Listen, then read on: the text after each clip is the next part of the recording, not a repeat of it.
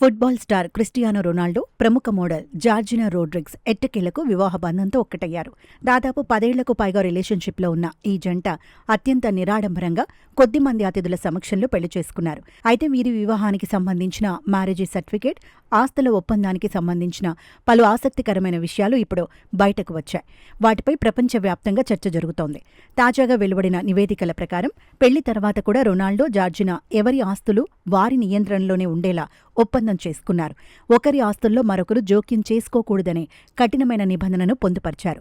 భవిష్యత్తులో ఎలాంటి వివాదాలు రాకుండా ఉండేందుకే ఈ ముందస్తు నిర్ణయం తీసుకున్నట్టు తెలుస్తోంది.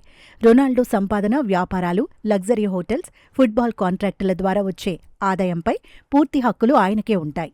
ఒకవేళ భవిష్యత్తులో ఈ జంట విడాకులు తీసుకుని విడిపోతే వర్తించే నిబంధనలు కూడా ఈ సర్టిఫికేట్లో ఉన్నట్లు తెలుస్తోంది.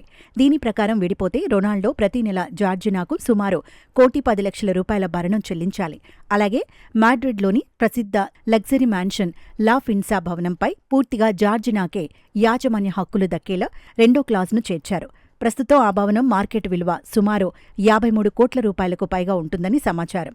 ఈ ప్రత్యేక ఒప్పందం ప్రకారం జార్జినాకు కేవలం నిర్ణయించిన భరణం, ఆ ఒక్క లగ్జరీ భవనం మాత్రమే దక్కుతాయి. రొనాల్డోకు చెందిన మిగతా వేల కోట్ల ఆస్తులలో జార్జినాకు ఎలాంటి వాటా ఉండదని సదరు రిపోర్ట్ స్పష్టం చేసింది. ఇరు కుటుంబాల భవిష్యత్తును దృష్టిలో ఉంచుకుని అత్యంత పకడ్బందీగా ఈ లీగల్ అగ్రిమెంట్ చేసుకున్నట్లు తెలుస్తోంది. అతి తక్కువ మంది సమక్షంలో వివాహం చేసుకున్న ఈ స్టార్ కపుల్ ఇప్పుడు అభిమానుల కోసం ఒక గ్రాండ్ పార్టీ నిర్వహించేందుకు సన్నాహాలు చేస్తున్నారు. వేలాది మంది అభిమానులు, మీడియా ప్రతినిధుల కోసం మాడైరా ప్రాంతంలో భారీ రిసెప్షన్ ఏర్పాటు చేయాలని ఆలోచిస్తున్నట్లు సమాచారం. అయితే దీనికి సంబంధించి రొనాల్డో నుంచి అధికారిక ప్రకటన వెలువడాల్సి ఉంది.